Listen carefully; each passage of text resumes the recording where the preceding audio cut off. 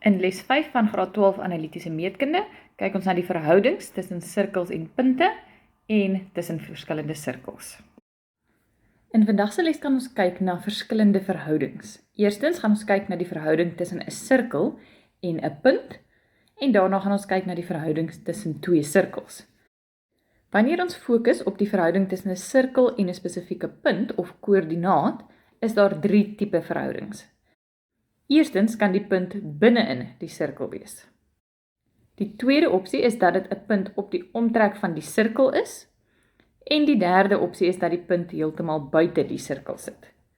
Ons gaan nou kyk hoe ons kan bepaal watter een van die 3 opsies dit is, sonder om 'n akkurate skets te teken. Daarvoor moet ons weet wat die radius van die sirkel is, en ons gaan kyk na die afstand tussen die middelpunt van die sirkel en die punt wat gegee is.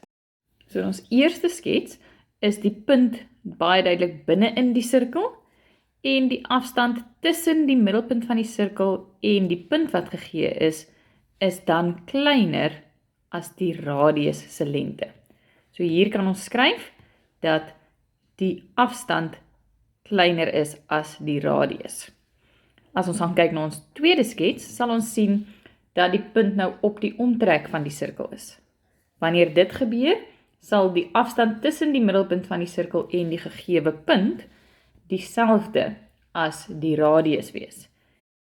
En hier kan ons sê dat die afstand dan gelyk gaan wees aan die radius. En in ons laaste skets sit die punt nou buite die sirkel en sal die afstand vanaf die middelpunt van die sirkel na die gegewe punt nou langer wees as die afstand van die radius, en kan ons dus skryf dat D nou groter gaan wees as R. Kom ons kyk nou na 'n voorbeeld van hoe ons dit gaan toepas. Voorbeeld 1. Bepaal of die punt -3,6 binne, buite of op die omtrek van die volgende sirkel lê. Om hierdie vraag te beantwoord, moet ons weet wat is die afstand tussen die middelpunt en die punt wat gegee is, en ons moet weet wat is die radius. Nou die radius kan ons maklik bepaal, omdat ons weet daardie 25 stel die radius kwadraat voor, weet ons die radius het 'n afstand van 5. Om die afstand tussen die middelpunt van die sirkel en die gegewe punt te kry, gaan ons die afstandsformule gebruik. Hiervoor het ons nou die 2 koördinate nodig. So ons punt is gegee as -3 en 6, en ek gaan dit my x1 en y1 noem. En dan het ons die middelpunt van die sirkel nodig wat ons uit die vergelyking kan aflei, is -1, 2, en dit gaan ek x2 en y2 maak. En nou kan ons net gaan invervang. Wanneer ek hierdie vereenvoudig, sal jy kry die vierkantswortel van 20 en afgerond is dit 4,47.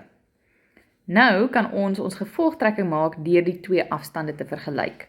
Hier het ons 4,47 wat kleiner is as 5 en die afstand tussen die 2 punte is dus kleiner as die radius, en dit beteken die punt -3,6 lê binne die sirkel. Kom ons kyk nou na die verhouding tussen 2 sirkels. Ons eerste verhouding is waar 2 sirkels mekaar uitwendig raak.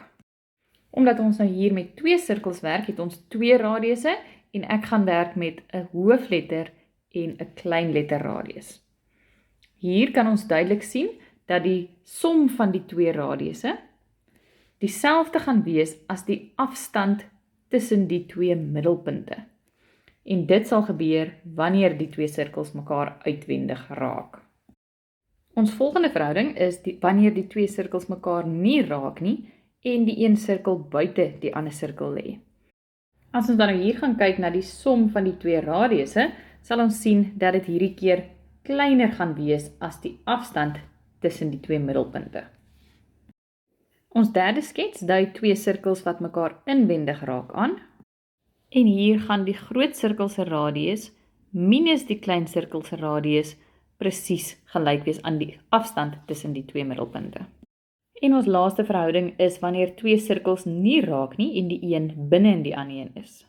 Wanneer ons hier die radius van die groot sirkel neem en die radius van die kleiner sirkel aftrek, sal ons sien dat dit groter is as die afstand tussen die twee middelpunte.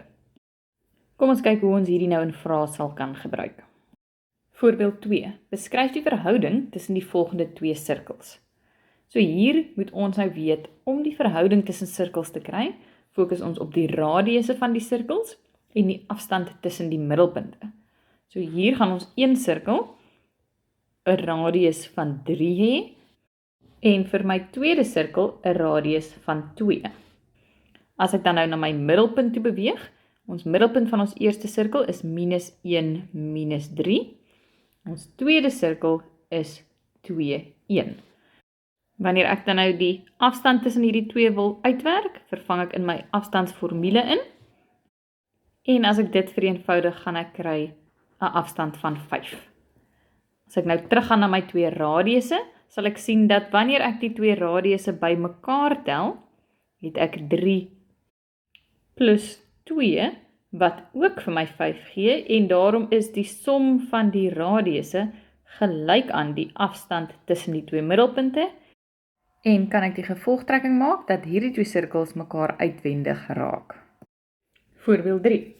Vir watter waardes van k sal die sirkel x min 1 kwadraat plus y plus 3 kwadraat gelyk aan k, die sirkel x plus 2 kwadraat plus y min 1 kwadraat gelyk aan 49 inwendig raak, as k kleiner is as 49.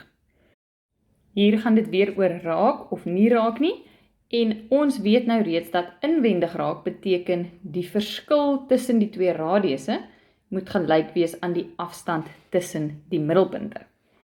Daarom gaan ons begin deur ons twee radiusse te bepaal. Ons eerste radius, weet ons slegs, is k se vierkantswortel, en dit maak ek die klein r, want hulle sê k is kleiner as 49.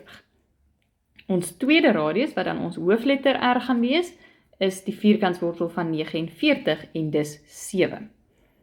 Volgende moet ons die afstand tussen die twee middelpunte bepaal. Ons eerste middelpunt is by 1 minus 3 en ons tweede middelpunt is by minus 2 en 1. En weer gaan ons die afstand bepaal. En die afstand tussen die twee middelpunte sal dan wees 5. Nou weet ons, soos ek reeds genoem het, dat die verskil tussen die twee radiusse dieselfde moet wees as ons afstand tussen ons middelpunte, en dus gaan 7 minus die vierkantswortel van k gelyk moet wees aan 5.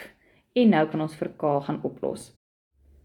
En dan sal ons sien dat k gelyk moet wees aan 4.